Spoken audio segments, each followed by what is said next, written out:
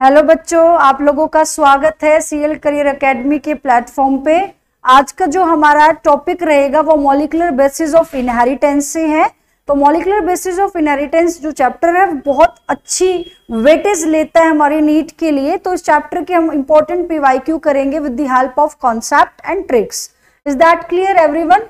ठीक है, तो आज का जो हमारा पहला क्वेश्चन है वो टॉपिक हमारा the genetic material DNA and RNA and it's duplication से है। इसका क्वेश्चन ये 2023 में पूछा गया है बच्चों। फर्स्ट क्वेश्चन क्या बोलता है? The statement 1 in prokaryotes the positively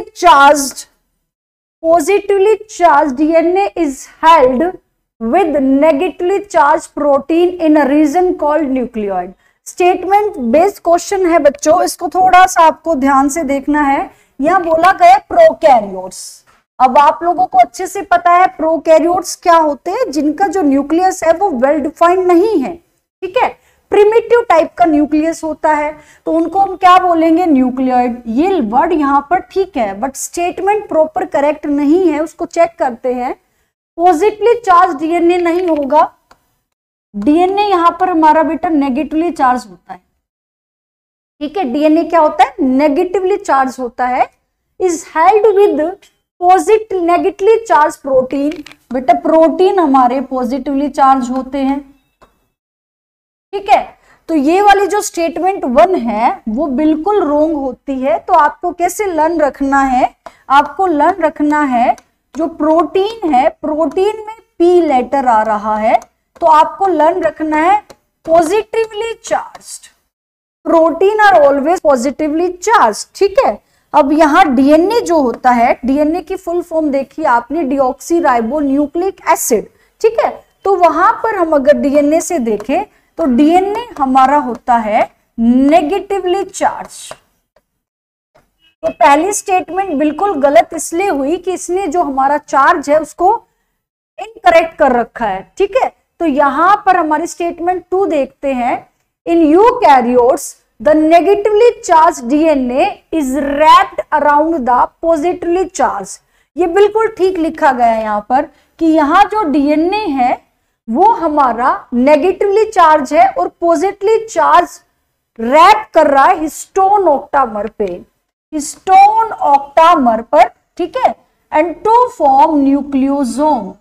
अगर हम इस फीचर को देखें तो ये यूकैरियोट्स के अंदर होता है ये फीचर, और पहला वाला जो फीचर है वो प्रोकैरियोट्स के लिए था। तो फर्स्ट स्टेटमेंट हमारी क्या हो गई? हमारी इनकरेक्ट। सेकंड हमारी करेक्ट है। इसको हम थोड़ा सा देख लेते हैं। यहाँ पर हिस्टोन ऑक्टामर क्या है आपको ऐसे समझना है कि एक नेगेटिवली चार्ज डीएनए किस पे रैप कर रहा है? पॉजिटिवली चार्ज प्रोटीन पर। ठीक है, तो वो जो यूनिट बनी उसको नाम क्या दिया गया है? न्यूक्लियोसोम।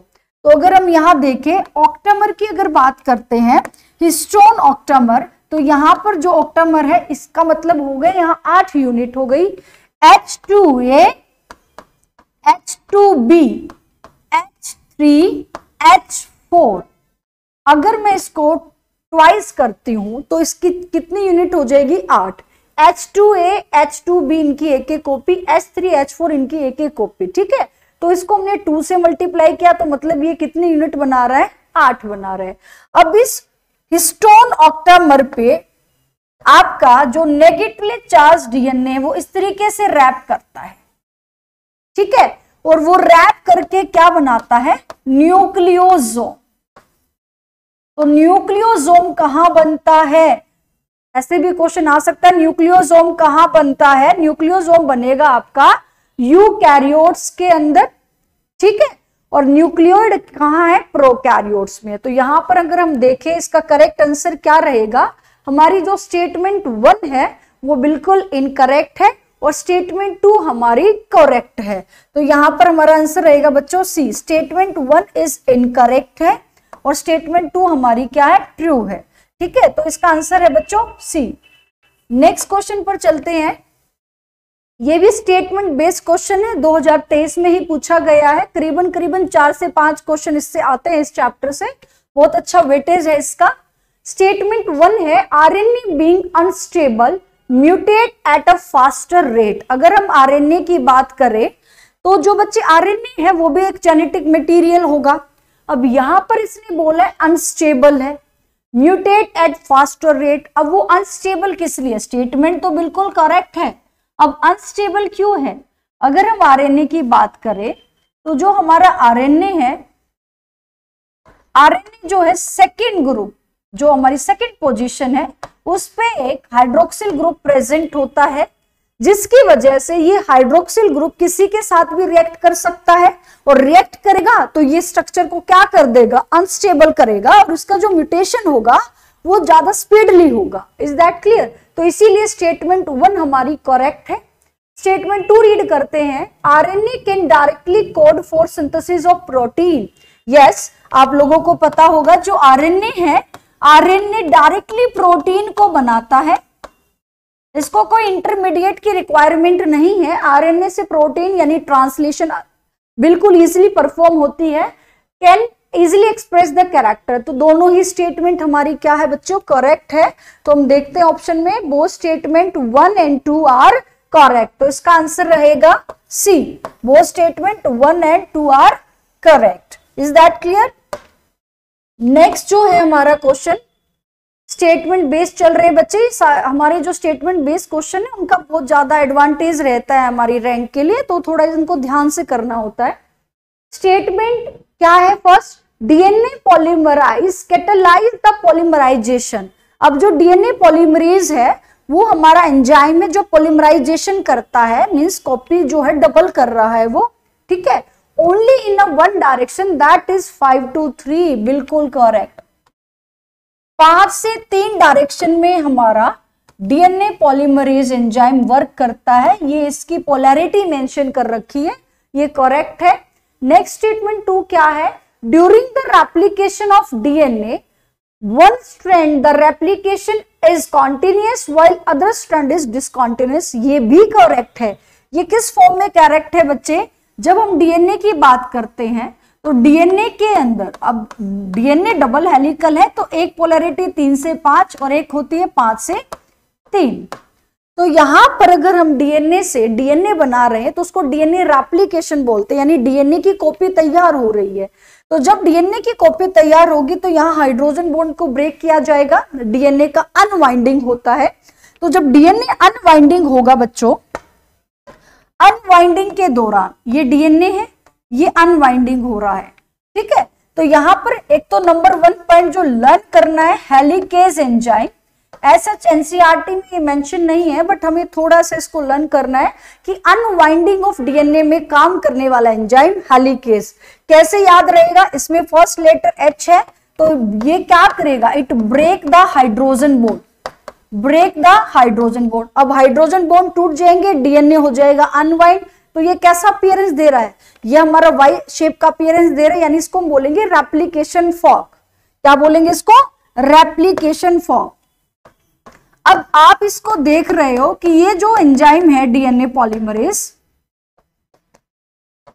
3 5 5 3, तो ये हमारा 5 से 3 की पोलैरिटी में काम करेगा। इसकी वजह से यहां पर 2 स्ट्रैंड बनेंगे, एक हमारा कॉन्टिन्यूअस, एक हमारा डिसकॉन्टिन्यूअस, ठीक है।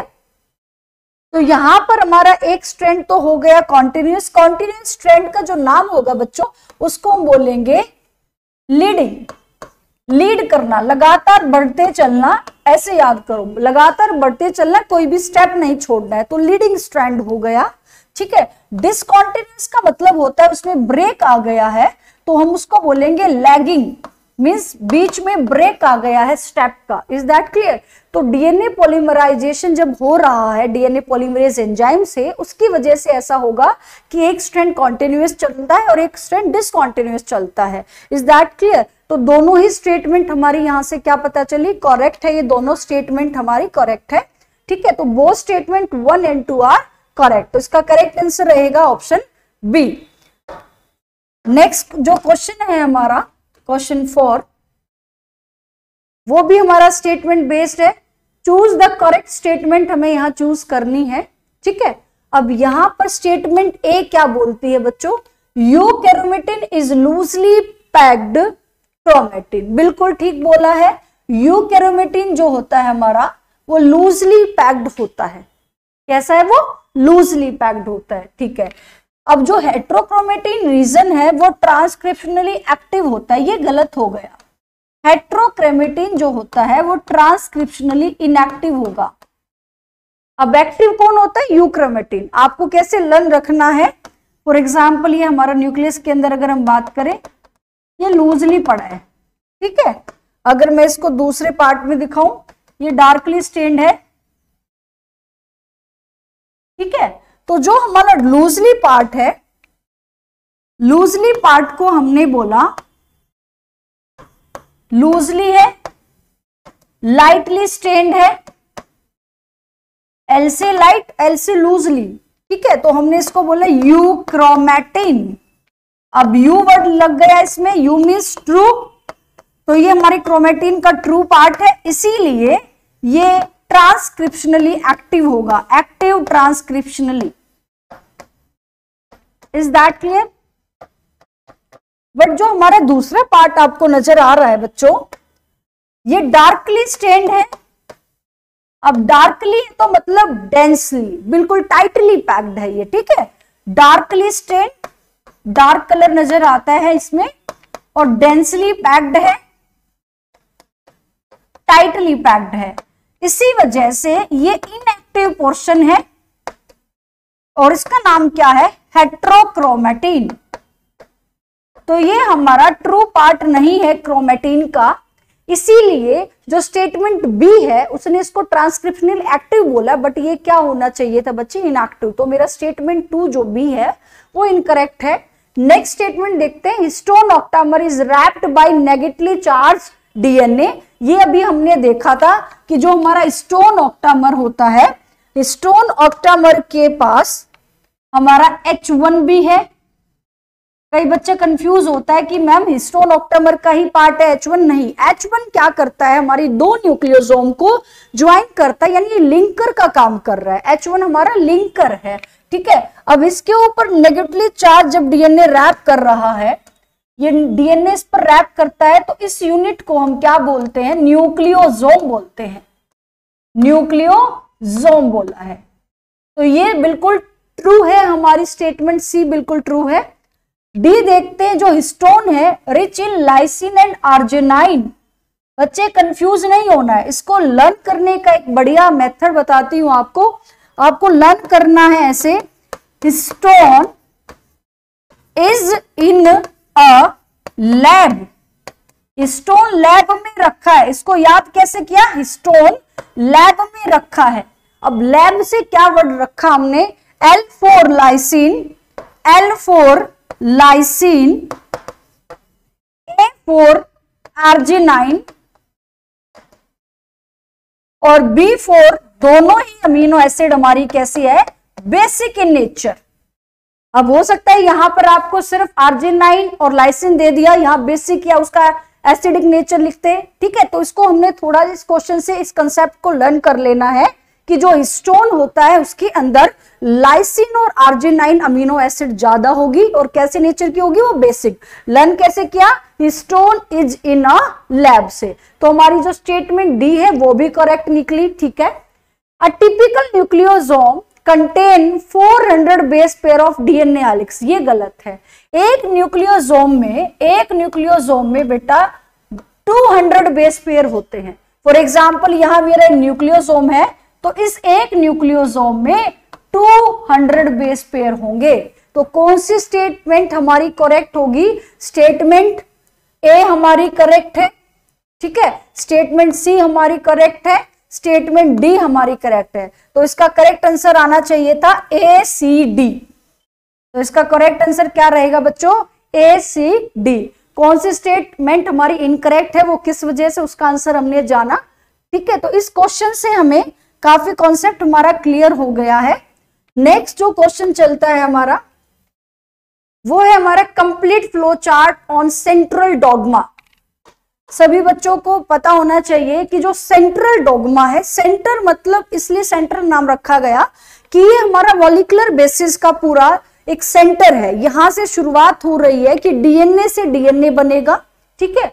डीएनए से क्या बन रहा है, ये एरो जो है अगर आपको यहाँ क्लियर नहीं हो रहा है, हम इसको ऐसे बना लेते हैं, डीएनए से डीएनए का बनना, डीएनए से डीएनए का बनना। तो फर्स्ट पार्ट क्या होगा हमारा, रेप्लिकेशन, ए क्या होगा, रेप्लिकेशन। अब डीएनए से हमारी एमआरएनए चेन बन रही है, इसको हमने बोला transcription.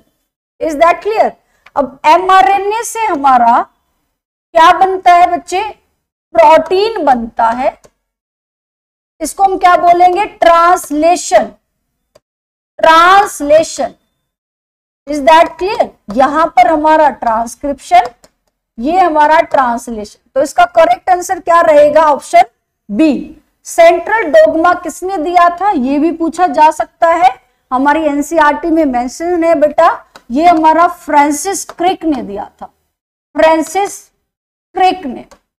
Central dogma was given by Francis Crick ने। ओके, तो हमने इसको देखा कि इसमें हमारे कौन से प्रोसेस आए, रेप्लिकेशन, ट्रांसक्रिप्शन, ट्रांसलेशन। एक जो प्रोसेस मैं यहां पर मेंशन कर रही हूं वो ध्यान से देखना। अगर मैं यहां पर बच्चे आपको बोलती हूं कि एमआरएनए से वापस, एमआरएनए से डीएनए बन रहा है, उल्टा हो गया है प्रोसेस।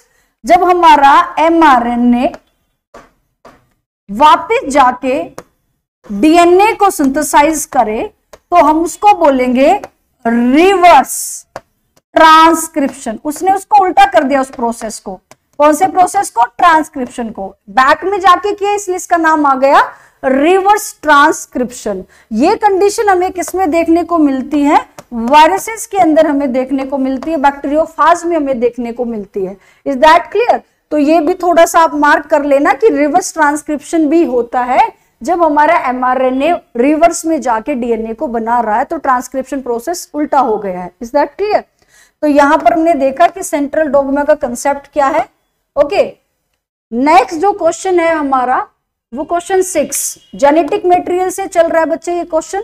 ठीक है, यहां पर रेशो दे रखी है कि जो एडेनाइन है वो 30% डीएनए में। ठीक है, तो what will be the ratio या percentage of thymine, guanine and cytosine. Is that clear? तो इसको कैसे करेंगे, इसको करने के लिए आपको पता होना चाहिए एरविन चारगफ रूल लगता है यहां पर, Erwin Chargaff rule. According to this rule ये क्या बोलता है कि एडेनाइन, आपका ग्वानाइन, थायमिन, साइटोसाइन ये 100% होना चाहिए, इक्वल टू 100। या आप इसको ऐसे समझ सकते हो कि A plus G T plus C equal to 1। या हम इसको ऐसे समझे A plus T G plus C कितना होना चाहिए, 100%। तो मैं इस रेशो को देखती हूं यहां पर, तो यहां एडेनाइन कितना मेंशन कर लेते, 30% गिवन है, ये हमें गिवन है, हमें ये सब निकालना है, थायमिन, ग्वानाइन और साइटोसाइन। तो आपको पता होना चाहिए कि एडेनाइन हमेशा बेस पेयर बनाता है किसके साथ, थायमिन के साथ। तो एडेनाइन अगर 30% है तो ऑब्वियसली ये कितना हो गया, 30। तो 30 एंड 30 कितना हो गया बच्चों, 60%। Is that clear? तो हमें पता चल गया कि G प्लस C हमें नहीं पता, हमने इधर देख लिया 100 में से 60% को माइनस कर दो, तो 100 में से 60% माइनस होगा तो कितना हो गया, 40%। अब 40% का हाफ 20% किसका रेशियो चला जाएगा, हमारा ग्वानाइन एंड साइटोसाइन का। ठीक है, तो आपको ये पता होना चाहिए एडेनाइन थायमिन के साथ बेस पेयर बनाता है 2 हाइड्रोजन बॉन्ड से, और ग्वानाइन साइटोसाइन के साथ 3 हाइड्रोजन बॉन्ड से बेस पेयर बनाता है। चारगफ रूल के अकॉर्डिंग परसेंटेज हमने निकाल ली, तो जो हमें गिवन है उसको मेंशन कर लो, और उसको हमने 100 में से मेंशन करके, अब ये 2 है बच्चे तो उसको हमने हाफ कर दिया, एक ग्वानाइन भी आ गया हमारा, साइटोसाइन भी आ गया। तो इसका करेक्ट आंसर हम चेक कर लेते हैं क्या रहेगा। यहां देखते हैं थायमिन है 30%, ठीक है, ये बिल्कुल अलग से मेंशन है, थायमिन 30, ग्वानाइन 20, साइटोसाइन 20। तो इसका करेक्ट आंसर रहेगा B. Is that clear? Next question पे चलेंगे, question number 7। Which of the following statement is correct. यहां पर स्टेटमेंट पूछी गई है, 2020 का क्वेश्चन है ये। Adenine pairs with thymine through 1 hydrogen bond, बिल्कुल गलत है बच्चों। नेक्स्ट रीड करते, adenine pairs with thymine through 3, ये भी गलत है, ना 1 आएगा ना 3 आएगा, ये गलत हो गया। Adenine does not pair with thymine, ये भी गलत, बिल्कुल करता है, वो पेयर बनाएगा। Adenine pair with thymine through 2 hydrogen bond, ये बिल्कुल करेक्ट है। एडिनाइन हमेशा थायमिन के साथ 2 हाइड्रोजन बॉन्ड बनाता है। Is that clear? तो एक हमारा प्यूरिन होगा और एक हमारा पिरिमिडिन है। ये प्यूरिन है और ये हमारा पिरिमिडिन है।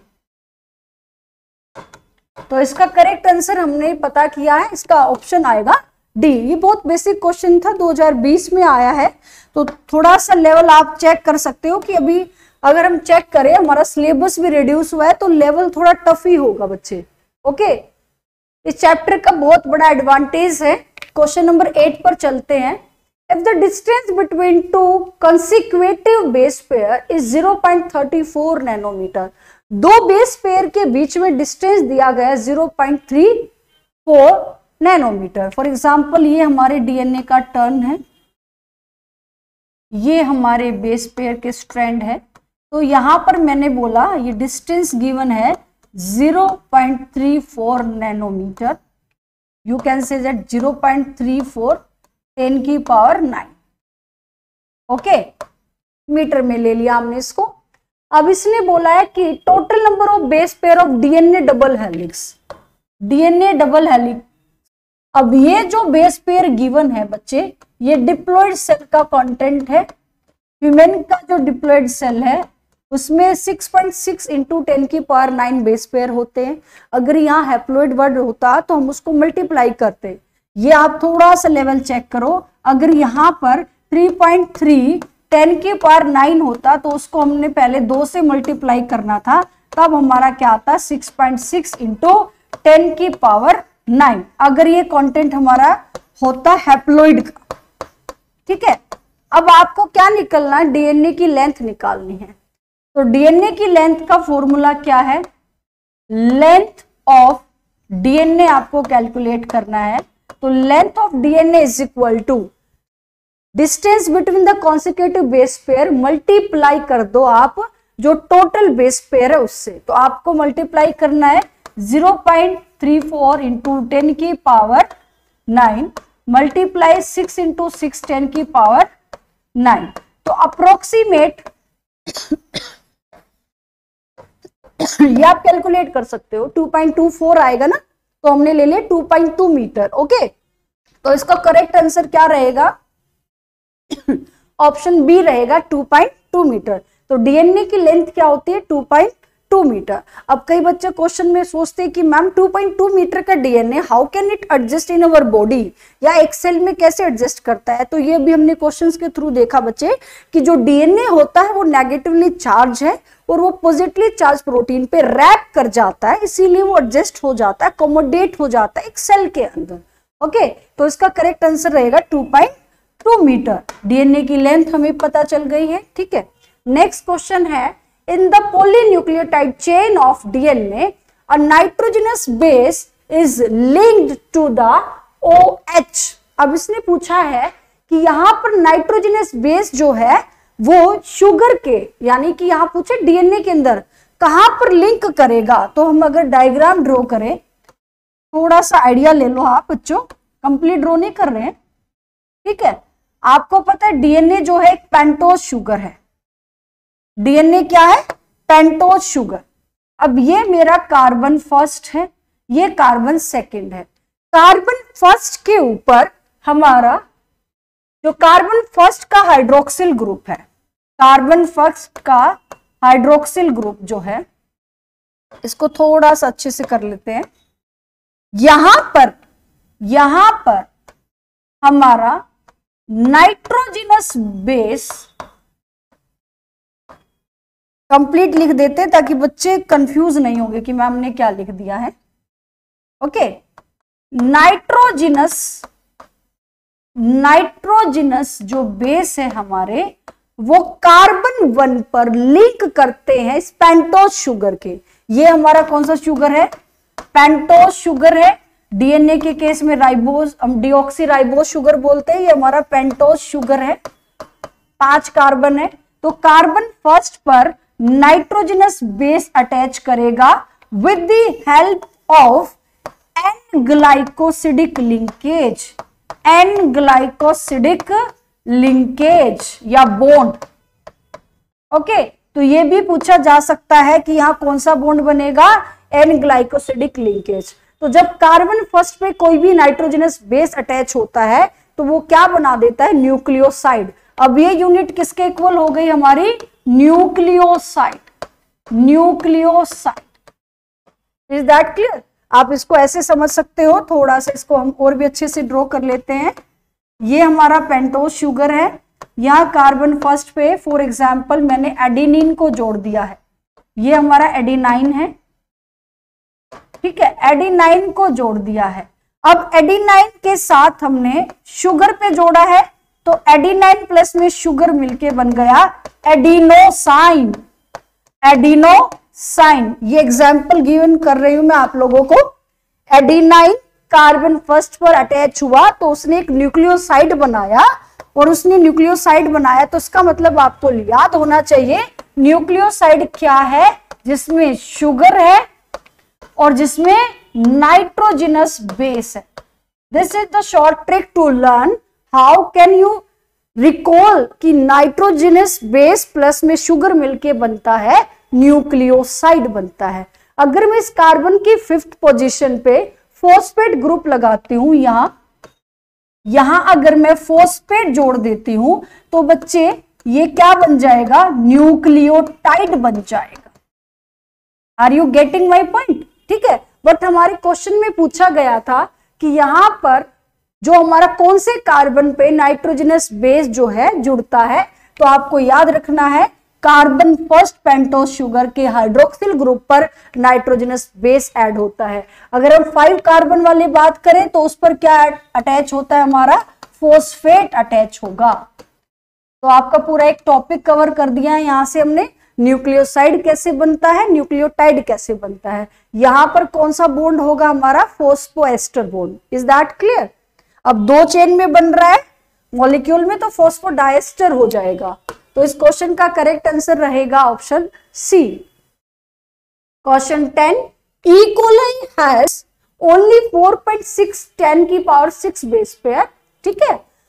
Complete the process of replication within 18 minute. अब इसका रेप्लिकेशन टाइम पीरियड गिवन है, ओके। इसका number of total base pair given है, तो आपको एवरेज रेट ऑफ पॉलीमराइजेशन निकालना है। इसको हम निकालते हैं rate of polymerisation.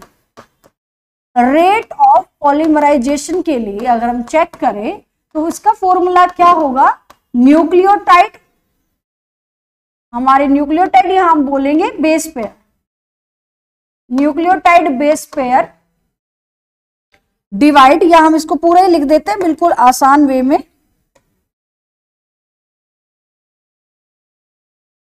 Base pair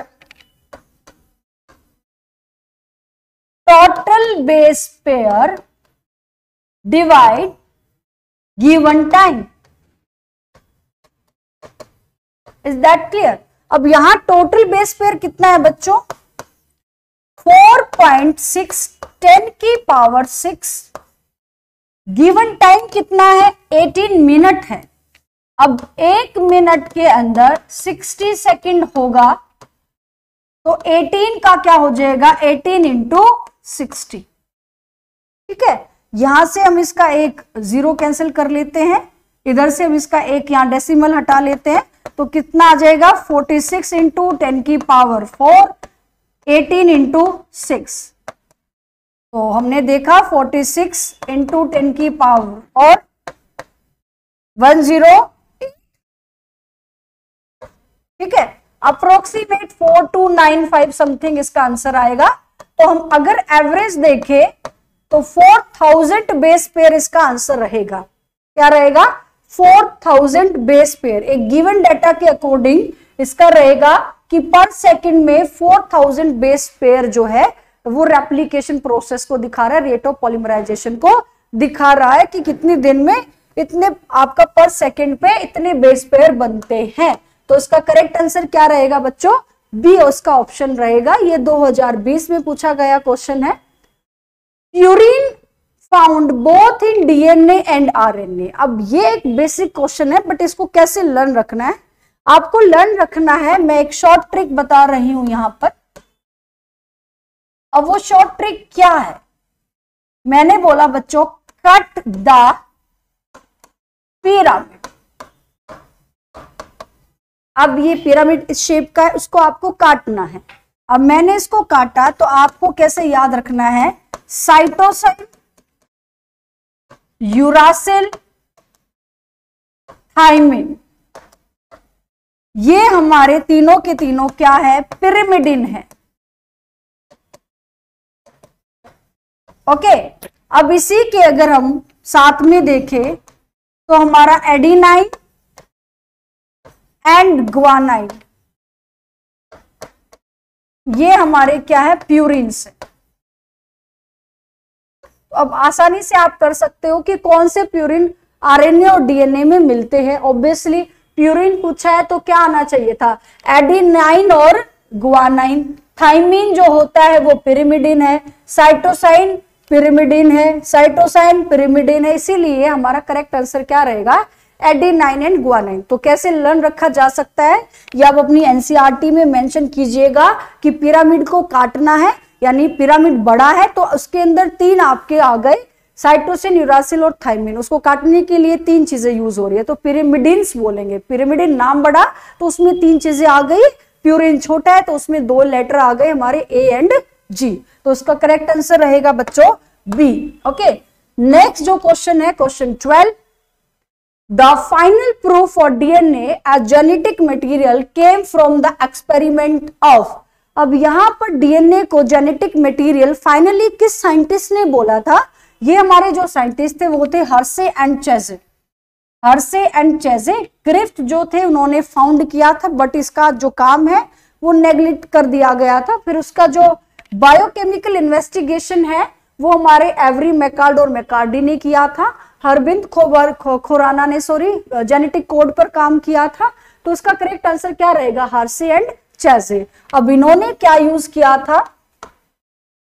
phosphorus and sulphur containing radioactive substance use किए थे, और इन्होंने चेक किया था कि यहां पर हमें डीएनए रेडियो एक्टिव मिला, डीएनए रेडियो एक्टिव फाउंड हुआ, और यहां पर हमें protein not found as a radioactive,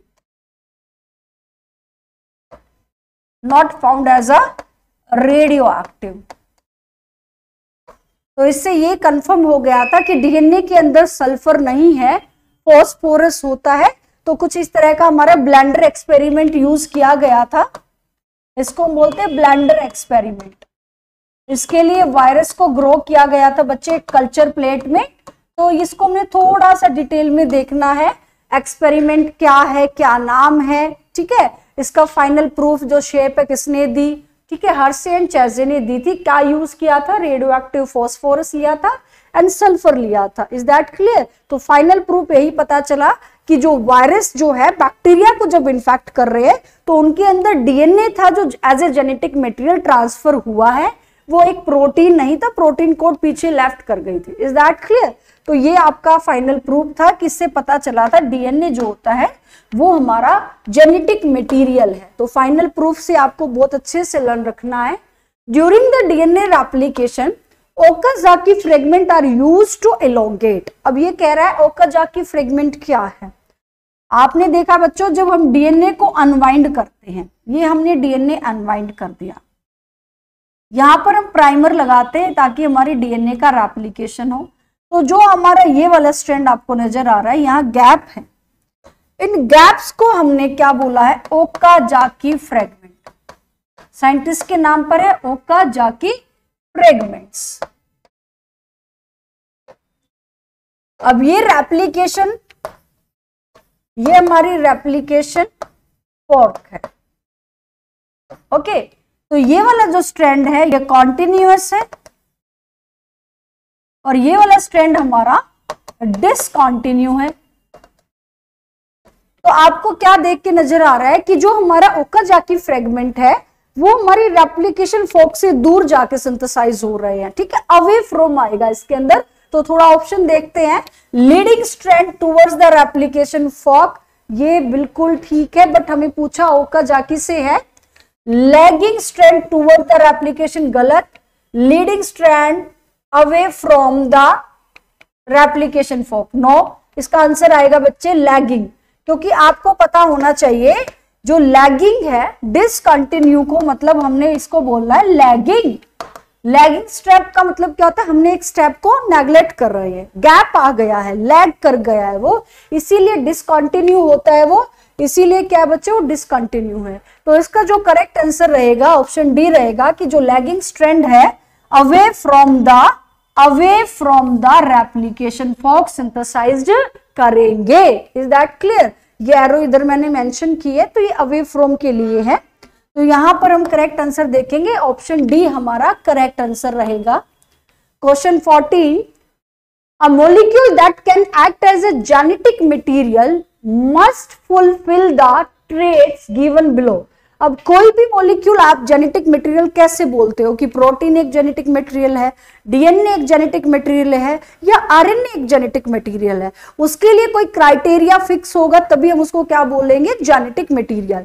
तो आपके एनसीईआरटी में एज इट इज यहाँ पर क्राइटेरिया मेंशन है, उसके बेस पे ये क्वेश्चन पूछा गया है। इसको देखते हैं जरा, इसके स्टेटमेंट ए क्या बोलती है, it should B unstable structurally and chemically. अब ये आपका गलत हो गया, पहला ही स्टेटमेंट गलत हो गया बच्चों। एक मॉलिक्यूल जितना स्टेबल होगा स्ट्रक्चरली वो उतना ही अच्छा होगा कि वो जेनेटिक मटेरियल की तरह एक्ट करे, ठीक है। तो जो हमारा आरएनए है, आरएनए की सेकंड पोजीशन पे OH ग्रुप आता है, जिसकी वजह से वो क्या हो जाता है, नॉन रिएक्टिव। बट जो हमारा डीएनए है वो स्टेबल होता है क्योंकि इसके पास फ्री हाइड्रोक्सिल ग्रुप नहीं है। ओके, तो ये पहली स्टेटमेंट बिल्कुल करेक्ट नहीं है, ये हमारी गलत हो गई है। नेक्स्ट पढ़ते हैं, it should provide the scope for slow changes. Means यहाँ म्यूटेशन की बात हो रही है और एक धीरे धीरे चेंजेस आएंगे तो एक अच्छा इवोल्यूशन होता है, ये बिल्कुल करेक्ट है B. It should be able to express itself in the form of Mendelian character. जो मेंडल ने बात कही थी कि वो मेंडल की फॉर्म में एक्सप्रेस हो वो कैरेक्टर, तो मेंडेलियन कैरेक्टर की तरह वो अपने आप को एक्सप्रेस करे, जो डोमिनेंट है डोमिनेंट की तरह करे, रिसेसिव रिसेसिव की तरह करे, ठीक है, ये बिल्कुल करेक्ट है। Next, it should be able to generate its replica. वो अपनी कॉपी को डबल कर लेता है, यानी उसका जो कॉपी है उसकी जीरोक्स बन जाते हैं, एक तरीके से ऐसे समझे, डुप्लीकेट हो जाता है।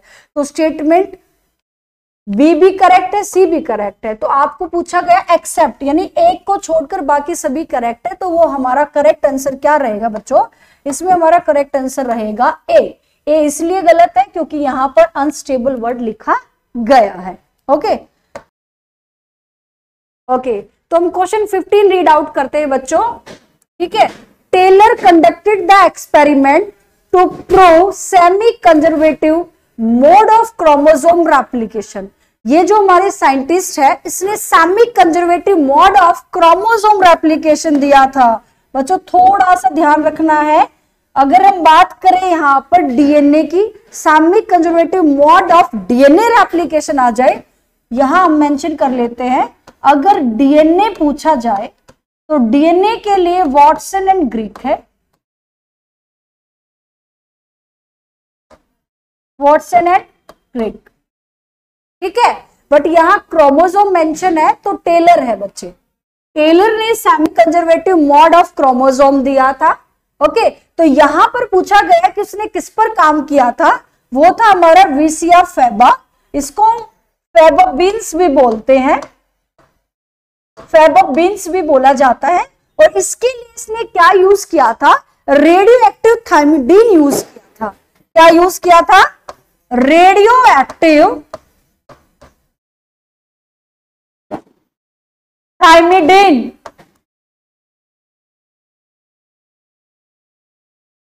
Use of radioactive thymidine, ठीक है। तो आपको लर्न हो गया टेलर ने किस पर काम किया था, semi conservative mode of chromosome पर काम किया था। ये नहीं आएगा तो वॉटसन एंड क्रिक है, और क्या यूज किया था इसने, फेबर बीन्स यूज की थी। तो इसका करेक्ट आंसर है ऑप्शन डी। ओके, नेक्स्ट जो क्वेश्चन है हमारा वो ट्रांसक्रिप्शन टॉपिक से रिलेटेड है। 2023 के अंदर ये क्वेश्चन पूछा गया है। क्वेश्चन को रीड करते हैं। Which one of the following sequence on corresponding coding strand, यहां कोडिंग स्ट्रैंड के सीक्वेंस पूछे गए हैं आपसे, और गिवन क्या है मेरे बच्चों, mRNA गिवन है। तो यहां पर आपको पोलैरिटी चेक करनी है 5 प्राइम टू 3 प्राइम। तो जो हमारा mRNA का पोलैरिटी है 5 to 3, सेम पोलैरिटी बच्चे आपकी कोडिंग स्ट्रैंड की रहती है 5 to 3। थोड़ा सा लर्न रखना है, डीएनए पॉलीमरेज की भी 5 to 3 होगी। ओके, कोडिंग स्ट्रैंड की भी 5 to 3 होती है। तो आपको यहां से कैसे इसको अलग से जल्दी जल्दी करना है इस क्वेश्चन को, जहां पर हमारा एडेनाइन है बाकी सेम रहेंगे बेस पेयर, उन बेस पेयर में कोई चेंजेस नहीं है। अब आपको यहां पर यूरासिल के लिए चेक करना है। यूरासिल के लिए थाइमिन आएगा, यूरासिल के लिए आपका थाइमिन आएगा बच्चे, क्लियर है, क्योंकि आप कोडिंग स्ट्रैंड बात कर रहे हैं कोडिंग की। तो यहां पर हमारा ये थाइमिन, इसके लिए थाइमिन आ गया, थाइमिन थाइमिन थाइमिन और यहां थाइमिन चेक कर लेते हैं। ठीक है, 5 to 3 पोलैरिटी का है, तो 5 to 3 पोलैरिटी हमारी बी ऑप्शन में है और डी में है, पर डी में एडेनाइन को यू से कोड कर रखा है। बट आपको क्या याद रखना है कि सेम जो सीक्वेंसेस है mRNA पे वही कोडिंग पे रहेंगे। सिर्फ क्या याद रखना है कि यहाँ पर यूरासिल जो है उसका चेंज देखना है, उसका थाइमिन के साथ हो रहा है। ओके, तो इसका करेक्ट आंसर आना था बच्चे बी। आप चेक कर सकते हैं इसको एज इट इज, जहां जहां पर हमारा थाइमिन है वहां हमारा mRNA पर क्या गिवन है, यूरासिल गिवन है। तो इसका करेक्ट आंसर क्या रहेगा, ऑप्शन बी रहेगा। ओके, ये 2023 का क्वेश्चन है बच्चों। क्वेश्चन 17 पर चलते हैं। ये भी 2023 का क्वेश्चन है, स्टेटमेंट बेस्ड क्वेश्चन है। द फर्स्ट स्टेटमेंट वाज क्या है, the process of कॉपिंग genetic information from one strand of DNA into RNA. अब डीएनए के एक स्ट्रैंड से आरएनए में वो इंफॉर्मेशन जा रही है तो उसको क्या बोलते हैं, ट्रांसक्रिप्शन बोलते हैं। तो इसीलिए हमारी स्टेटमेंट जो 1 है वो हमारी करेक्ट है। जो 2 है उसमें लिखा है कि जो ट्रांसक्रिप्शन यूनिट है डीएनए की वो क्या डिफाइंड करते हैं, primarily by 3 region. Very good, बिल्कुल करेक्ट है ये चीजें। A promoter, a structural gene and a terminator. तो हमारी ये दोनों ही स्टेटमेंट करेक्ट है। ओके, ट्रांसक्रिप्शन किसे बोल रहे हैं हम, डीएनए इंफॉर्मेशन लेके जा रहा है, आरएनए को कोड कर रहा है। तो डीएनए जो है, डीएनए से आरएनए का बनना हमारा ट्रांसक्रिप्शन हो जाता है। अब कई बार बच्चा कंफ्यूज होता है कि मैम जो ट्रांसक्रिप्शन यूनिट है वो डीएनए की होती है कि आरएनए की। मेंशन भी किया है और बिल्कुल करेक्ट मेंशन किया है कि जो ट्रांसक्रिप्शन यूनिट है, अब आपको आरएनए बनाना है बच्चों, आपके पास क्या है, डीएनए। तो जो ट्रांसक्रिप्शन यूनिट है वो किसकी होगी, डीएनए की होगी। तो डीएनए के पास आपके 3, इस ट्रांसक्रिप्शन यूनिट पे 3 रीजन होंगे। एक आपका प्रमोटर जो काम को स्टार्ट करेगा, एक स्ट्रक्चरल जीन जिसको कोड किया जाएगा, mRNA बना रहे हैं, ठीक है, और एक हमारा आएगा टर्मिनेटर, प्रोसेस को स्टॉप करने के लिए। तो दोनों ही स्टेटमेंट करेक्ट है इसकी। तो इसका करेक्ट आंसर क्या रहेगा, both statement 1 and 2 are correct. Option C इसका करेक्ट आंसर है। Is that clear. जो हमारा नेक्स्ट क्वेश्चन है 18, what is the role of RNA polymerase 3 in the process of transcription in eukaryote. जिन बच्चों को ये बात नहीं समझ में आती है कि मैम प्रोकैरियोट और यूकैरियोट का कैसे हम डिस्टिंग्विश करें, तो आपको एक चीज याद करो, प्रो मीन्स प्रिमिटिव है, वो पहले बन रहा है प्रोकैरियोट, तो उसमें एक ही टाइप का चाहिए हमें पॉलीमरेज एंजाइम।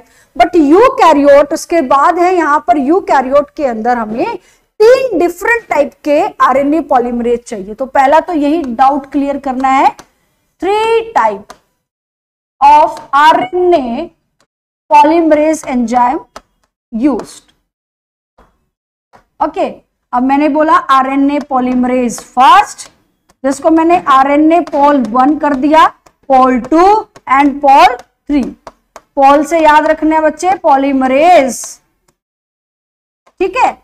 तो आपको ये भी पूछा जा सकता है कि 3 टाइप के आरएनए पॉलीमरेज किस टाइप के ट्रांसक्रिप्शन प्रोसेस में चाहिए, प्रोकैरियोटिक या यूकैरियोटिक। तो आपको आंसर में याद रखना है यूकैरियोटिक। अब यहां देख लेते हैं तीसरे नंबर पे काम क्या है। पहले हम प्राइमरी वाले को देखें, फर्स्ट वाले का थोड़ा सा हमें याद रहेगा। जो आरएनए पॉलीमरेज फर्स्ट है वो बच्चे आपके स्मॉल आरएनए के लिए कोड करने के लिए होता है, ठीक है। और 2 वाला आपका एमआरएनए का प्रीकर्सर होता है और 3 वाला आपका टीआरएनए का। अब इसके साथ में दूसरी भी सब यूनिट जुड़ी है। तो मैं तीसरे वाले की बात करूं तो आपको पहचानना है transcribe tRNA, 5s RNA and small nuclear RNA. तो जो आपका 3 वाला है टीआरएनए के साथ, वो किसको कोड कर रहा है, 5s आरएनए एंड एसएनआरएनए। तो इसका करेक्ट ऑप्शन तो बच्चे ए है। बट हम आरएनए पॉलीमरेज 2 और 3 का प्रॉपर हम 1 का और 2 का भी देख लेते हैं। जो हमारा पॉलीमरेज 2 है वो हमारे एमआरएनए को कर रहा है, तो यहां पर इसको हम एचएनआरएनए बोलेंगे, हेट्रोजीनियस न्यूक्लियर आरएनए, ठीक है। ये इसका क्या है, इमेच्योर फॉर्म है। ओके, मैच्योर फॉर्म एमआरएनए कहलाती है एचएनआरएनए की, ठीक है। तो ये हमारा आरएनए पॉलीमरेज 2 वाला ऑप्शन है, ये कुछ नहीं करता, गलत है। और ये जो हमारी सब यूनिट है ये हमारी आरएनए पॉलीमरेज फर्स्ट की है। 28 आएगा, 18 एंड 5 पॉइंट। ओके, तो इससे आपको 3 डिफरेंट टाइप के आरएनए पॉलीमरेज, इन पे क्वेश्चन बनता ही है बच्चे। 2021 पे भी आया है, 23 में भी आया है। तो ऐसे कोई स्टेटमेंट बेस्ड क्वेश्चन आ सकता है इससे। तो पॉलीमरेज एंजाइम्स का जो कैटेगरी है इनको थोड़ा ध्यान से देखना है आप लोगों को। नेक्स्ट क्वेश्चन है 2022 में पूछा गया है, transposons can be used during which one of the following. अब ट्रांसपोजोन कैसे लर्न करना है, ट्रांसफर करना। ट्रांसपोजोन से हमें याद करना है ट्रांसफर करना, मतलब ट्रांसपोर्ट जो होते हैं। तो इसको लर्न क्या रखा है, ये मोबाइलेबल यानी चलने फिरने वाले मोबाइल जेनेटिक एलिमेंट है, मोबाइल जेनेटिक एलिमेंट है, जो कि प्राइमरली कॉम्प्लीमेंट्री आरएनए का यूज कर रहे हैं। यानी कि ये आरएनए इंटरफेरेंस, आरएनए का यूज करके, आरएनए इंटरमीडिएट का यूज करके इनकी फॉर्मेशन की जा रही है। तो आपको याद करना है आरएनए इंटरफेरेंस की टेक्नोलॉजी में ट्रांसपोजोन का इस्तेमाल किया जाता है जीन साइलेंसिंग प्रोसेस के लिए। बायोटेक का भी क्वेश्चन बनता है, तो इसका करेक्ट आंसर क्या आना था, जीन को साइलेंस करना है। इट मींस एमआरएनए से प्रोटीन नहीं बनने देना। ओके, एमआरएनए से प्रोटीन को नहीं बनने देना, हम साइलेंस कर रहे हैं उसको, ठीक है। तो इसका करेक्ट आंसर रहेगा B, gene silencing. Question 20, identify the correct statement. Statement को रीड कर लेते हैं। फर्स्ट स्टेटमेंट है RNA polymerase bind rho factor to terminate the process of transcription in bacteria. Prokaryote के केस में बच्चे एक स्टार्टर होता है और एक टर्मिनेटर होगा। अब वो यहां पर अगर हम बात करें रो फैक्टर हमारा टर्मिनेटर है, ये बिल्कुल करेक्ट स्टेटमेंट है। अगली स्टेटमेंट और चेक करेंगे, the coding strand in transcription unit is copied an mRNA. No, यहां पर हमारा क्या आना था, नॉन कोडिंग स्ट्रैंड। जो हमारा टेम्पलेट होगा, नॉन कोडिंग स्ट्रैंड कॉपीड होता है बच्चे एमआरएनए में, इसीलिए हमारी ये स्टेटमेंट क्या हो गई, wrong. Split gene arrangement is characteristics of prokaryote, बिल्कुल गलत। स्प्लिट जीन किसकी फीचर है, यूकैरियोट का फीचर है। ऐसा हमने क्वेश्चन भी किया है, आगे करेंगे स्प्लिट जीन अरेंजमेंट से, जिसपे हमारी एक्सोन और इंट्रोन दोनों टाइप के सीक्वेंसेस होते हैं। इन कैपिंग 5 मिथाइल गुआनसाइन, अब यहां पर मिथाइल गुआनासाइन ट्राइफॉस्फेट 3' एंड पे नहीं जोड़ते, आपको लर्न रखना है कि 5 प्राइम पर हमारा 7 मिथाइल गुआनोसाइन ट्राइफॉस्फेट ऐड किया जाता है और 3 पर हमारा poly A tail adenine residue की 200 से 300 रेजिड्यू एडिनाइन के ऐड किए जाते हैं। यहां ऐड करना आपका क्या है, कैप करना, कैपिंग होता है। पॉली ए यानी एडिनाइन को ऐड करना आपका टेलिंग होता है। तो इसका करेक्ट आंसर पूछा गया था, तो इसका ऑप्शन ए आपका करेक्ट आंसर रहेगा। जो नेक्स्ट क्वेश्चन है 21, उसको रीड करते हैं। Which is the only enzyme that has capability to catalyse initiation, elongation, termination. एक ऐसा एंजाइम जो तीनों टाइप के process, initiation, elongation and termination को प्रोकैरियोट के अंदर कैटालाइज करता है। तो वो आपका क्या होना चाहिए, ट्रांसक्रिप्शन के लिए पूछा गया है ना। तो यहां पर हमारा आंसर आना था डीएनए डिपेंडेंट आरएनए पॉलीमरेज। बच्चा कंफ्यूज होता है, कैसे याद रखना है। आप डीएनए से डीएनए बनाते हो तो डीएनए डिपेंडेंट डीएनए पॉलीमरेज आएगा, बट आप डीएनए से आरएनए बनाने के प्रोसेस को ट्रांसक्रिप्शन बोलते हो। आपने बोला है डीएनए से आरएनए बना रहे हो, तो अब डीएनए डिपेंडेंट आरएनए पॉलीमरेज होगा। डीएनए डिपेंडेंट आरएनए पॉलीमरेज होगा, ठीक है। बट आप डीएनए से डीएनए बनाते हो, डीएनए से डीएनए बनाते हो तो हम इसको बोलेंगे DNA dependent DNA polymerase. Confuse नहीं होना है प्यारे बच्चों। तो इसका करेक्ट आंसर क्या रहेगा, आपने डीएनए से आरएनए के लिए पूछा है तो DNA dependent RNA polymerase. Ligase इसलिए नहीं, लाइगेज जोड़ने का काम करता है। जो ओकाजाकी फ्रेगमेंट्स थे उनको ज्वाइन करोगे तो लाइगेज आएगा। डीएनएस, डीएनएज होता है to digest the DNA, to digest DNA, और ये किस में काम आता है, ज्वाइन करने में। तो इसीलिए ये भी गलत हो गया। और डीएनए डिपेंडेंट डीएनए पॉलीमरेज कहां काम आ रहा है, रेप्लिकेशन प्रोसेस में काम आता है, रेप्लिकेशन प्रोसेस में काम आता है। ओके, तो आपने देखा इसका करेक्ट आंसर क्या रहेगा, DNA dependent RNA polymerase. Is that clear. Question 22 पर चलते हैं। Name the enzyme that facilitate the opening of DNA helix during transcription. Yes, DNA helix को, अब ये डीएनए हेलिक्स है, ओके सॉरी, ये आपका डीएनए हेलिक्स है, ठीक है। अब कौन सा एंजाइम है जो इसकी ओपनिंग को खोलता हुआ चलेगा। अब फॉर एग्जांपल बच्चे यहां पर ये एंजाइम है, इस एंजाइम का नाम है आरएनए पॉलीमरेज। ये आरएनए पॉलीमरेज इस जितनी इसकी लेंथ होगी वहां तक ये चलेगा, तो वहां पर ये क्या बनाता चलेगा, ट्रांसक्रिप्शन बबल बनाएगा। क्या बनाएगा, ये ट्रांसक्रिप्शन बबल बनाएगा। तो यहां पर हमारा ट्रांसक्रिप्शन बबल बन जाता है। जिस एरिया में हमारा आरएनए पॉलीमरेज लगता है वहां ट्रांसक्रिप्शन बबल बन जाएगा। बबल बनने का मतलब होता है कि वहां से डीएनए खुल गया है, अनवाइंड हो रहा है, उसके हाइड्रोजन बॉन्ड टूट रहे हैं। Is that clear. और उसकी जो प्रीसीडिंग चेन है वहां से हमारी एमआरएनए बनके रेडी हो रही है। ओके, ये हमारे हाइड्रोजन बॉन्ड है, ये क्या है, हमारे हाइड्रोजन। तो इसका करेक्ट आंसर क्या रहेगा, आपका ऑप्शन सी रहेगा, आरएनए पॉलीमरेज, क्योंकि आपके ट्रांसक्रिप्शन के लिए पूछा गया है। तो ट्रांसक्रिप्शन के लिए क्या आएगा बच्चे, आपका आरएनए पॉलीमरेज आएगा। ओके, अब आपका जो क्वेश्चन हमारा 23, spliceosomes are not found in cells of. अब स्प्लाइसोसोम की बात करते हैं कि वो किस में नहीं मिलते हैं, plants, fungi, animal and bacteria. इसका करेक्ट आंसर प्यारे बच्चों बैक्टीरिया रहेगा। इसका मतलब आपको याद रखना है ये प्रोकैरियोट्स में नहीं मिलते हैं, do not found in prokaryotes. Do not found in prokaryote. तो बैक्टीरिया क्या है? प्रोकैरियोट। अब ये तीनों क्या है बच्चे? हमारे यूकैरियोट।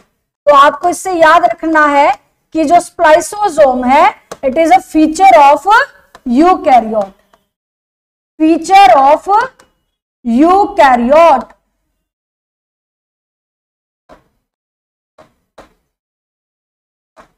तो spliceosome is a feature of eukaryote. अब कई बच्चे कहते हैं मैम स्प्लाइसोसोम बनते कैसे हैं? आप चेक करना बच्चे, ये हमारा डीएनए है। इस डीएनए पे मैंने आपको दो रीजन दिखाने हैं।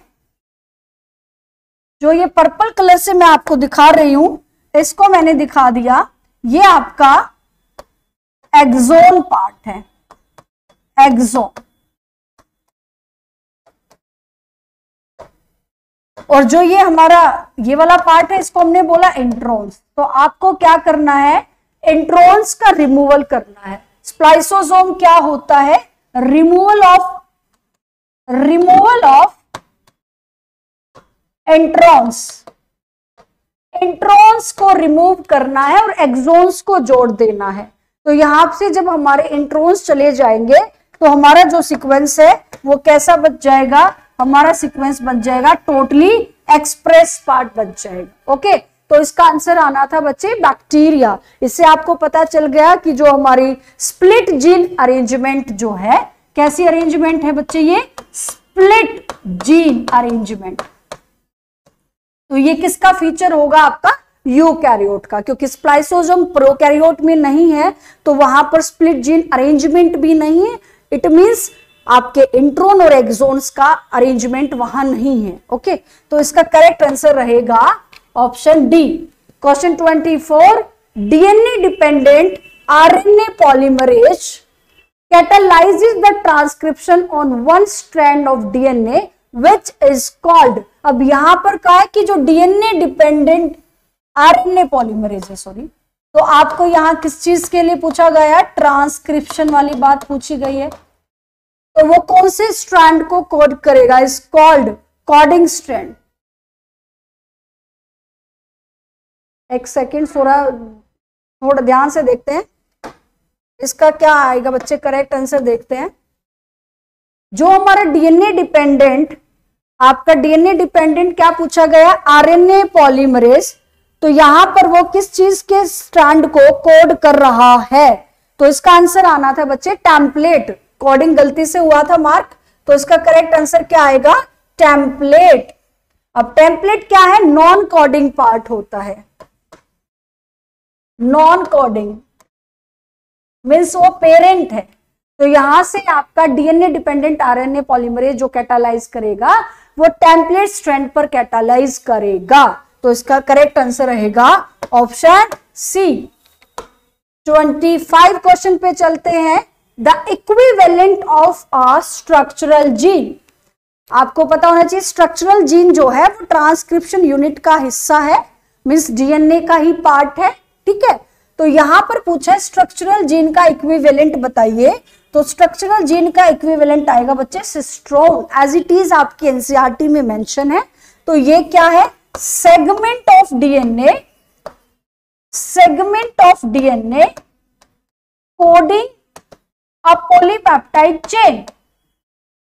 एक पॉलीपेप्टाइड चेन को कोड करना है, वो हिस्सा है डीएनए का। तो इट मीन स्ट्रक्चरल जीन हमारा किसका हिस्सा होता है बच्चों? डीएनए का हिस्सा होता है। ये भी आ सकता है ऐसा क्वेश्चन। अब आप कहोगे मैम ऑपरेन क्या है? ऑपरेन क्या है? ग्रुप ऑफ जीन जो कॉर्डिनली किसके लिए वर्क कर रहे हैं? एज ए ऑपरेटर के लिए। रिकॉन क्या है बच्चे? Unit of recombination, unit of recombination. ये रिकॉम्बिनेशन के लिए है। म्यूटेशन क्या है? Unit of mutation. ये आप मेंशन कीजिएगा। ठीक है, तो आपका सिस्ट्रोन क्या है? Unit of structural gene. Unit of structural gene. Is that clear? तो ये 2016 में पूछा गया है, इससे आपके 3-4 यूनिट का आपको कंफर्मेशन हो गया है। मेंशन कर लेना अपनी एनसीईआरटी टेक्स्ट बुक के अंदर, ठीक है। तो आपका सिस्ट्रोन जो होता है, सिस्ट्रोन यहां पर आपका स्ट्रक्चरल जीन की यूनिट है। नेक्स्ट क्वेश्चन है, which of the following feature of genetic code, यानी ये जेनेटिक कोड के टॉपिक से है, does allow the bacteria to produce human insulin by recombinant DNA technology.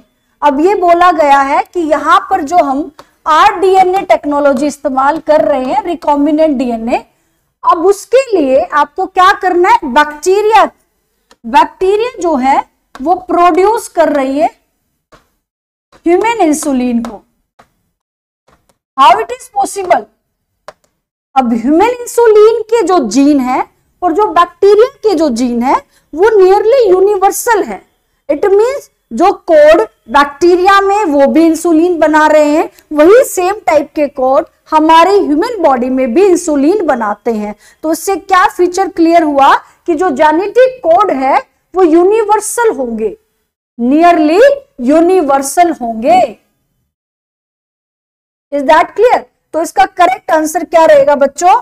इसका करेक्ट आंसर रहेगा ऑप्शन सी, क्योंकि आपसे डायरेक्ट पूछा गया है कि यहां पर बैक्टीरिया से हम ह्यूमन इंसुलिन प्रोड्यूस करा रहे हैं, तो इसका कौन सा आंसर आना चाहिए था? आपका ऑप्शन सी आना चाहिए था। नॉट एम्बिग्यूअस का मतलब होता है डाउटफुली, ठीक है, कि यहां पर हमारा एक जो पर्टिकुलर अमीनो एसिड है वो एक कोड जो है एक अमीनो एसिड को कोड कर रहा है, और रिडंडेंसी का मतलब होता है एक अमीनो एसिड के लिए बहुत सारे कोडोन है, और कोडोन जो होते हैं वो स्पेसिफिक होते हैं। बट हमारे इंसुलिन की स्पेशल कंडीशन दी गई थी, तो इस फीचर से क्या मैच करता है हमारा, कि हमारा जेनेटिक कोड शुड बी क्या होता है, यूनिवर्सल, नियरली यूनिवर्सल होगा। जैसा बैक्टीरिया में ऐसा ही ह्यूमन की बॉडी में है। Next question, if there are 999 base in RNA that code a protein, okay लिख लेते हैं बच्चों, 999 है, ये हमारे बेसिस है आरएनए के अंदर। अब ये बेसिस कोड करते हैं प्रोटीन विथ 33 अमीनो एसिड, इसका मतलब इनसे 33 अमीनो एसिड बनते हैं, अमीनो एसिड, ये हमारे कोड है, ठीक है। अब कह रहे पोजीशन 901 पर डिलीशन हो जाता है, तो जो डीएनए की लेंथ है वो 998 होगी। 991 में एक माइनस कर दोगे तो कितना होगा, 998 हो गई। तो कितने कोडोन्स हैं जो चेंज हो गए, ऑल्टर्ड हो गए?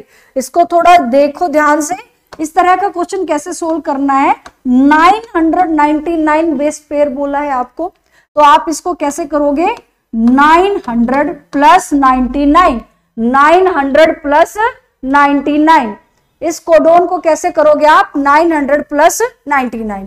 अब इसके अंदर क्या है कि 900 के लिए 300 जो बेसिस है, इट मींस आपको लर्न रखना है कि जो हमारा एक कोडोन है वो 3 बेस के लिए काम करता है।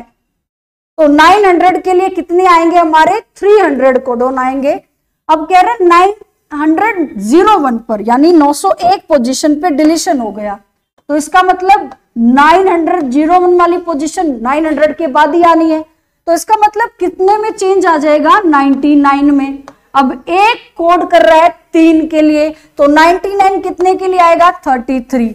तो 300 ऐसे कोडोन है जिनमें कोई चेंज नहीं आया, अनऑल्टर्ड कोडोन है, ये अनऑल्टर्ड कोडोन है। और 33 ऐसे हैं जिनकी वजह से चेंज हो गया, क्योंकि जो 901 पोजीशन है वो 900 के बाद ही तो आएगी, 901। ओके, तो इसमें पूछा गया है how many codon will be altered, इसका आंसर क्या आएगा बच्चों, ऑप्शन सी आएगा, 33।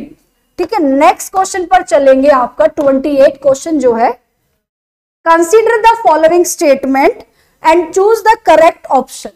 यहां चेक करते हैं क्या है हमारी statement. 6 codon do not code for any amino acid, ठीक है। अब ये कह रहा है 6 codon do not code for any amino acid, ये आपका स्टेटमेंट किस लिए गलत हुआ? ओवरऑल आपके बेटा 64 कोडोन होते हैं, 64।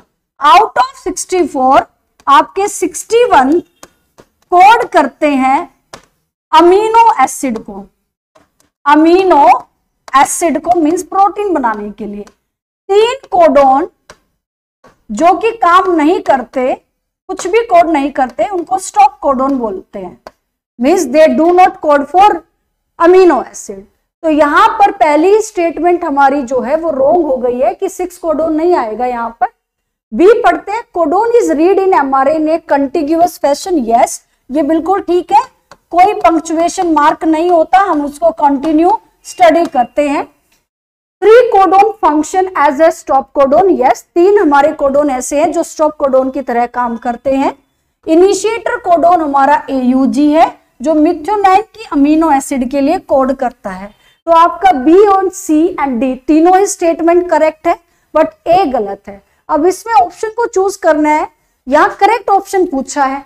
अब बी सी डी आपका करेक्ट है, बट ऑप्शन में तो नहीं है, यहां पर रॉन्ग मेंशन किया है। तो आपको क्या मेंशन करना है कि ए आपका रॉन्ग स्टेटमेंट है। इसका अप्रोप्रिएट ऑप्शन क्या रहेगा कि ए आपका रॉन्ग स्टेटमेंट है और तीनों आपकी क्या है, करेक्ट स्टेटमेंट है। क्वेश्चन 29 जेनेटिक कोड से है ये क्वेश्चन भी। Which one of the following is the starter? अब स्टार्टर क्या होता है? काम को शुरू करने वाला, ठीक है, इनिशिएटर। अब ये कौन सा कोडोन है जो हमारा स्टार्टर कहलाता है बच्चों? AUG। ये ड्यूल नेचर का है, ड्यूल नेचर है। इसका एक काम क्या है? इनिशिएटर की तरह काम करना, और एक काम है ये कोड करता है फॉर मिथ्योनाइन अमीनो एसिड के लिए, अमीनो एसिड के लिए। तो आपसे दोनों पूछे जा सकते हैं कि ड्यूल नेचर बताइए, तो ड्यूल नेचर वाला कौन सा बच्चे? AUG है। तो ये इनिशिएटर ऑफ प्रोसेस के लिए भी है, इनिशिएटर भी है, और ये मिथ्योनिन के लिए कोड करता है। तो इसका करेक्ट आंसर रहेगा option A. Question 30 translation process से रिलेटेड है बच्चों। The process of translation of mRNA to form protein begins as soon as. अब इस क्वेश्चन में क्या बोला गया है कि जो आपका mRNA है, mRNA से प्रोटीन बनता है, ये सभी को पता है। तो आपको यहां से एक चीज लर्न कर लेनी है कि ये मेरी mRNA चेन है 5 प्राइम टू 3, ये मेरी mRNA चेन है। तो mRNA चेन पर सबसे पहले small subunit of ribosome की अटैच होगी, then large subunit of ribosome की अटैच होती है। स्टेटमेंट पढ़ते हैं, small subunit of ribosome encounter the mRNA। As it is आपकी एनसीईआरटी की स्टेटमेंट है, बिल्कुल करेक्ट है कि पहले स्मॉल सब यूनिट आएगी, देन लार्ज सब यूनिट आती है, और उसके बाद दोनों सब यूनिट मिलके हमारे mRNA पे बाइंड हो जाती है। तो ये हमारी स्मॉल और ये हमारी लार्ज, ये दोनों सब यूनिट है हमारी राइबोसोमल आरएनए की, ठीक है। अब tRNA is activated and the largest subunit of ribosome encounter the mRNA। tRNA पहले बच्चे एक्टिवेट होगा अमीनो एसिड की प्रेजेंस में। तो इसका हमें अगर करेक्ट स्टेटमेंट देखें कि हमारा जब प्रोसेस शुरू होता है तो वो कब शुरू होगा, जब हमारी फर्स्ट स्टेटमेंट मींस जब हमारी स्मॉल सब यूनिट राइबोसोम की mRNA पर अटैच होगी। आफ्टर दैट कौन सी होगी? लार्ज वाली। Is that clear? तो यहां पर इसका करेक्ट आंसर रहेगा बच्चों ऑप्शन ए। 31 पर चलेंगे। अगेंस्ट द कोडोन 5 प्राइम और 3 प्राइम पे एक आपका कोडोन सेट दिया है UAC। What would be the sequence of tRNA of anticodon? आपको पता है बच्चे जो tRNA होता है, tRNA की अगर हम बात करें तो tRNA का एंटीकोडोन होगा, tRNA जो है ये वाला हिस्सा जो क्या कहलाता है हमारा एंटीकोडोन। तो mRNA चेन इसके लिए क्या लेकर आती है बच्चों?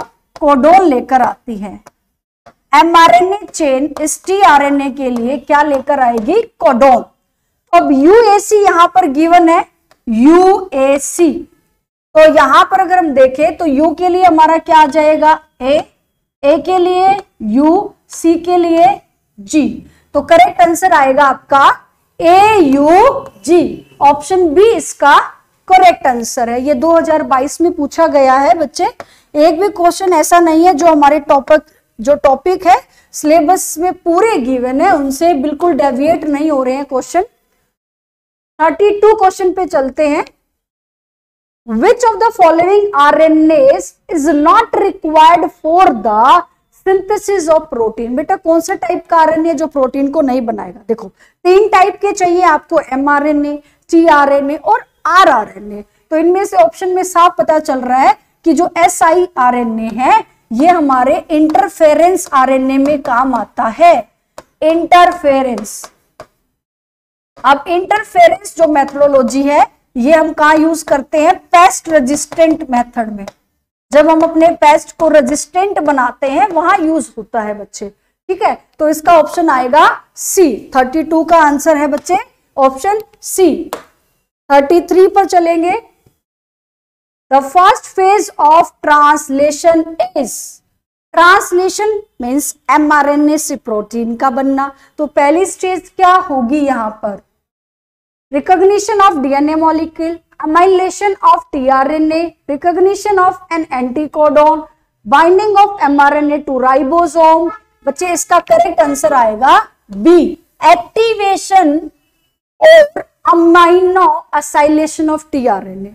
इसका मीनिंग क्या होता है बच्चों, सबसे पहले हमारी अमीनो एसिड एटीपी के साथ, अमीनो एसिड कोई भी अमीनो एसिड हम समझ लें यहां पर, वो एटीपी मॉलिक्यूल के साथ एक्टिवेट हो जाती है तो वो amino acid adenosine monophosphate group बना लेते हैं, यानी वो चार्ज अमीनो एसिड है। क्या है बच्चे, वो चार्ज अमीनो एसिड है। अब ये चार्ज अमीनो एसिड हमारे टीआरएनए को क्या करेगी, एक्टिवेट। ये क्या हो गया यहां पर, चार्जिंग ऑफ टीआरएनए, क्योंकि यहां पर एटीपी मॉलिक्यूल क्या कर रहा है, एनर्जी दे रहा है, तो ये एनर्जी कंज्यूम करने वाला प्रोसेस है, तो इसीलिए इसका अमाइनो असाइलेशन हो गया टीआरएनए का, क्योंकि इस पे पहली अमीनो एसिड एक्टिवेशन के लिए इसको एनर्जी देती है, ठीक है। तो अमाइनो असाइलेशन बोलेंगे या चार्जिंग ऑफ टीआरएनए हमारा फर्स्ट फेज होगा ट्रांसलेशन का। Question 34, which of the following RNA act as a structural RNA as well as ribozyme in bacteria। अब ये राइबोजाइम इन बैक्टीरिया पूछा गया है, तो ये कौन सा पार्ट है हमारा स्ट्रक्चरल आरएनए का, यूनिट पूछी गई है, तो बस इसकी करेक्ट यूनिट याद रख लेना बच्चों, 23SR RNA। ये यूनिट जो है बैक्टीरिया में एज ए राइबोजाइम काम करेगी, ठीक है। तो यहां पर 35 क्वेश्चन हमारा रेगुलेशन ऑफ जीन एक्सप्रेशन से है, ठीक है। यहां पूछा गया है name the component that bind to operator region of an operon. For example बच्चे ये आपका ऑपरेंड है, यहां पर आई है, ये आपका ऑपरेटर है, ये आपके स्ट्रक्चरल जीन है, ठीक है। ये हमारा स्ट्रक्चरल जीन है। अब कह रहा है कि आरएनए पॉलीमरेज ट्रांसक्रिप्ट करने के लिए कि आपको आरएनए पॉलीमरेज को प्रिवेंट करना है कि वो ट्रांसक्राइब ना करे, तो हमें क्या चाहिए, हमें चाहिए रिप्रेसर प्रोटीन, नॉट रेगुलेटर। क्या बोलेंगे इसको, repressor protein, repressor protein.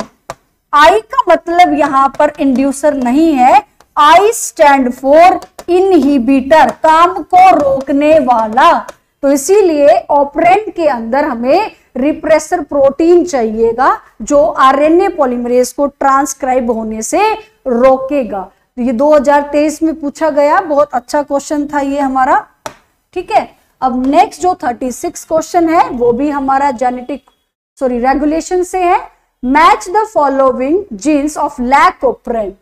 Lack word हमारा एक अमीनो एसिड के 3 लेटर को कोड करता है ना, तो यहां पर हमारा लैक वर्ड है यहां पर लैक्टोज के लिए, तो यहां पर बताया गया कौन सा जीन लाइकोप्रेन में काम कर रहा है। जीन आई अभी हमने देखा है बच्चों, रिप्रेसर है, ठीक है। जेड जीन हमारा बीटा ग्लैक्टोसाइडेज के लिए है। ए से याद कर लो, ए जो है ट्रांस एसिटाइलेज, एसिटाइलेज वाले को ए से याद कर लेना। वाई वाले को याद करने के लिए हमारा हो गया परमिएबिलिटी, ठीक है, यानी परमिएज एंजाइम। ओके, तो इसका करेक्ट ऑप्शन हम यहां से ढूंढ लेंगे। हमने यहां से चेक कर लिया है, आई हमारा रिप्रेसर प्रोटीन है, जेड हमारा बीटा ग्लैक्टोसाइडेज है, ए हमारा बच्चे ट्रांस एसिटाइलेज है और वाई हमारा क्या है, परमिएज है। तो इसका करेक्ट आंसर हमें पता चल जाएगा। 37 क्वेश्चन है। सेलेक्ट द करेक्ट मैच पूछा गया है। ये हमारे साइंटिस्ट बेस्ड क्वेश्चन है। एलेक्स जेफरे कौन थे? एलेक्स जेफरे बच्चे जिन्होंने डीएनए फिंगरप्रिंटिंग पर काम किया था, ठीक है, स्ट्रेप्टोकोकस निमोनिया पर नहीं किया था, इसीलिए ये बिल्कुल गलत हो गया। एल्फ्रेड हर्शे चेजे ने टोबैको मोज़ेक वायरस पे काम किया था, यानी इसने ब्लेंडर एक्सपेरिमेंट पे काम किया था, वायरस पे वर्क किया था बच्चे इसने। ये तो एक बैक्टीरियोफाज हो गया। मेसेल्सन एंड स्टेहल ने पाइसम सेटिवम पे काम नहीं किया था, इन्होंने semi conservative mode of replication और डीएनए के एक्सपेरिमेंट को प्रूव किया था। तो फ्रांसिस जोकाब एंड मोनार्ड ने लैकोप्रेन, तो इसका करेक्ट स्टेटमेंट रहेगी ऑप्शन डी रहेगा। मेंडल ने काम किया था पाइसम पे, ओके, इसने वायरस पे काम किया था, इसीलिए गलत है। और यहां पर ये डीएनए फिंगरप्रिंटिंग टर्म किसने दी थी? एलेक्स जेफरे ने। तो करेक्ट स्टेटमेंट क्या रही प्यारे बच्चों? ऑप्शन डी रही। 38 question, which of the following is required as a inducer for the expression of. अब एज ए इंड्यूसर पूछा गया है, लैकोप्रेन से याद रखो लैक्टोज। इंड्यूसर यहां पर कौन है बच्चों? लैक्टोज, जो हमारे काम को क्या करता है? इंड्यूस करता है, स्विच ऑन और स्विच ऑफ करता है, यानी ट्रांसलेशन प्रोसेस को परमिट करता है या प्रिवेंट करता है। तो वो इंड्यूसर कौन है यहां पर? ऑप्शन सी आपका लैक्टोज है। 39, gene regulation governing lactose operon of E coli. अब आपको इतना तो कंफर्म हो गया है कि हमारे जो ऑपरेन है वो बैक्टीरिया के अंदर बताया गया है, that involve the lac I gene product. अब लैक आई जीन रिप्रेसर के लिए था, तो ये कैसा फीडबैक देगा? Negative repressible, because repressor protein prevent the transcription. अगली पढ़ लेते हैं, feedback inhibition because excess of, ये बिल्कुल गलत। पॉजिटिव इंड्यूसिबल, पॉजिटिव तो है ही नहीं ना, क्योंकि बच्चे आपको पता है आई वर्ड आ गया है। आई आई यहां पर इनहिबिटर के लिए है। अब किसको रोकेगा? वो प्रोटीन को बनने से रोक रहा है। तो इसका सीधा सीधा आंसर ऑप्शन ए ही है कि ये नेगेटिव और रिप्रेसिबल है। डी इसलिए नहीं है क्योंकि यहाँ इंड्यूसिबल लिख दिया गया है, ठीक है।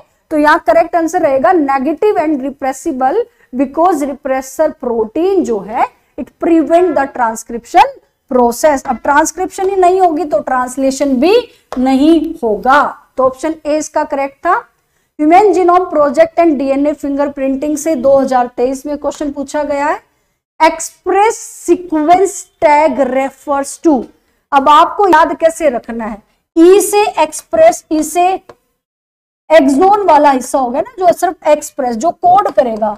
ओनली कोडिंग पोर्शन की बात हो रही है, ओनली कोडिंग पोर्शन की बात हो रही है। तो ये किसका हिस्सा होना चाहिए? सर्टेन इंपोर्टेंट एक्सप्रेस जीन, बिल्कुल गलत है। All gene that are express as RNA, यही बिल्कुल ठीक है, ठीक है बच्चे। All gene that are express protein, ये गलत है। नीचे वाले में आपका अनएक्सप्रेस लिखा गया है, तो इसका करेक्ट आंसर रहेगा ऑप्शन बी। 40 क्वेश्चन का करेक्ट आंसर क्या रहेगा? Option B. ईएसटी की फुल फॉर्म भी आ जाती है, तो थोड़ा इसका याद रखना है। DNA polymorphism forms the basis of. अब पॉलीमॉर्फिज्म क्या होता है? वेरिएशन। मॉर्फिज्म मतलब फीचर। अब फीचर के अंदर वेरिएशन आ रही है जेनेटिक लेवल पर, उसको हम पॉलीमॉर्फिज्म बोल रहे हैं। अब इसकी जो बेस है, डीएनए फिंगरप्रिंटिंग का बेस जो है वो पॉलीमॉर्फिज्म है, और वो कहाँ काम आता है, both genetic mapping and DNA fingerprinting, तो दोनों में ही काम आता है बच्चे, ट्रांसलेशन में नहीं आता। Both genetic mapping and DNA fingerprinting का बेस हमारा क्या रहता है, डीएनए पॉलीमॉर्फिज्म, जो हमें क्या बताता है, वेरिएशन एट जेनेटिक लेवल। तो इसका करेक्ट आंसर रहेगा ऑप्शन सी। 42 पर चलेंगे, which is the basis of genetic mapping of human genome as well as DNA fingerprinting. Same ऐसा ही क्वेश्चन हमने अभी अभी देखा है, बेटा रिपीटेड है, तो यहां पर याद रखना है पॉलीमॉर्फिज्म इन डीएनए सीक्वेंस। थोड़ा सा आपको ध्यान से देखना है, सिंगल न्यूक्लियोटाइड पॉलीमॉर्फिज्म गलत, पॉलीमॉर्फिज्म इन एचएनआरएनए गलत है, पॉलीमॉर्फिज्म इन आरएनए नहीं। आपका जो बेस है वो डीएनए पॉलीमॉर्फिज्म होता है, तो सीक्वेंसेस किसके होने चाहिए, डीएनए के होने चाहिए। ठीक है, तो ये क्वेश्चन आपका 2020 कोविड के दौरान पूछा गया क्वेश्चन है। 43 क्वेश्चन है, which of the following is not required, कौन सा नहीं चाहिए हमें टेक्निक ऑफ डीएनए फिंगरप्रिंटिंग के लिए। अब देखो, पीसीआर हम यूज करते हैं to amplify the amount of DNA. आपका अगर सोर्स ऑफ डीएनए अच्छा नहीं है, फॉर एग्जाम्पल आपको जो सैंपल मिल रहा है डीएनए का वो अच्छा कंडीशन का नहीं है, तो आप पॉलीमरेज चेन रिएक्शन यूज करोगे उसको क्या करने के लिए, एम्पलीफाई करने के लिए। ठीक है, तो यहां पर इसका जो नॉट रिक्वायर्ड पूछा गया है, रिस्ट्रिक्शन एंजाइम भी चाहिए, जिंक फिंगर एनालिसिस, ये कुछ आपका जो टर्म है ऐसा हमें गिवन भी नहीं है। और ये जो जिंक फिंगर एनालिसिस है बच्चे, ये आपकी प्रोटीन फोल्डिंग में चाहिए होता है, फोल्डिंग ऑफ प्रोटीन में चाहिए बच्चे, बट ये हमारे सिलेबस में गिवन नहीं है। ठीक है, इसलिए हमें इस तरीके से आइडेंटिफाई कर लेंगे।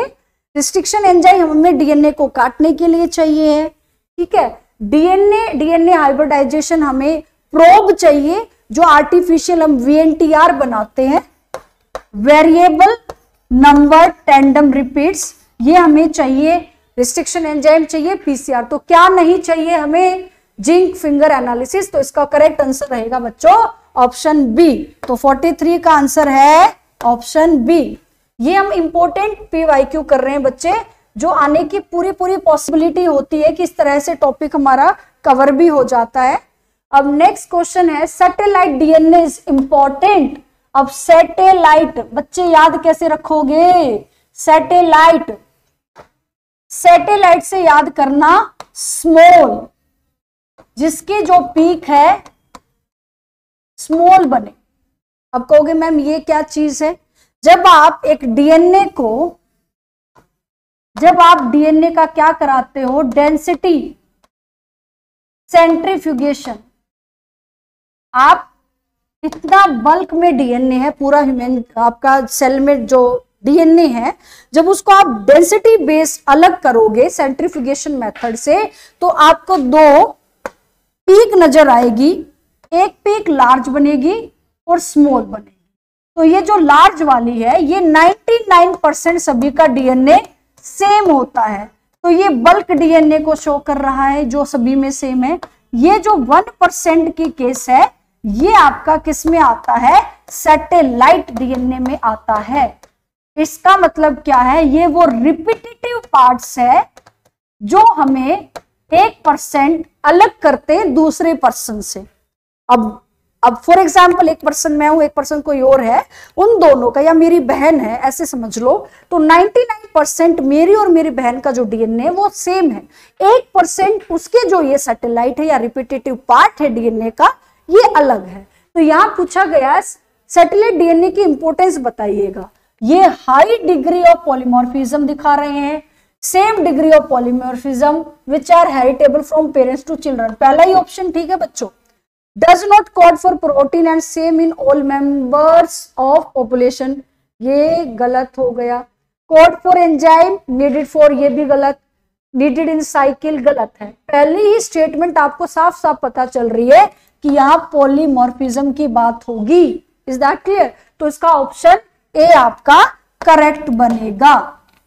जो लास्ट क्वेश्चन है हमारा 45, an analysis of chromosomal DNA using Southern hybridization. अब ये जो सदरन वर्ड है आपके एनसीईआरटी में भी गिवन है प्यारे बच्चों। यहां पर हम ईएम सदरन की बात कर रहे हैं, ये हमारा साइंटिस्ट का नाम है। इसने हमारे ब्लॉटिंग प्रोसेस को एक्सप्लेन किया था। अब ब्लॉटिंग आपको डीएनए फिंगरप्रिंटिंग के अंदर पता है कि जब हम एक डीएनए के जो सीक्वेंसेस है हम उसको नाइट्रोसेलुलोज पेपर पे पुट करते हैं। जब जेल इलेक्ट्रोफोरेसिस के बाद डीएनए आए उनको आपने नाइट्रोसेलुलोज पेपर पे रखा गया है, तो वो ब्लॉटिंग है। ट्रांसफर करना आपके जो जेल के ऊपर से डीएनए को हटा के आप पेपर पे रख रहे हैं, उसको ब्लॉटिंग बोलते हैं। अब इसने कहा है सदरन हाइब्रिडाइजेशन में कौन सी टेक्निक यूज नहीं करेंगे? पीसीआर नहीं करेंगे बच्चों, इलेक्ट्रोफोरेसिस कर रहे हैं, ब्लॉटिंग कर रहे हैं, ऑटो रेडियोग्राफी कर रहे हैं। Is that clear? तो क्या यूज नहीं करेंगे हम? पीसीआर नहीं करेंगे। तो इसका करेक्ट आंसर क्या है बच्चों? पीसीआर है। तो आगे ही जो अगला चैप्टर होगा हमारी वीडियो का वो हमारा इवोल्यूशन होगा। तो आप मेरे साथ जुड़े रहिएगा, कंटिन्यूटी मेंटेन कीजिएगा। आपको मेरी वीडियो या मेरा पढ़ाने का तरीका अच्छा लगता है तो thank you everyone. Please subscribe my channel and please comment and like share कीजिएगा। Thank you everyone.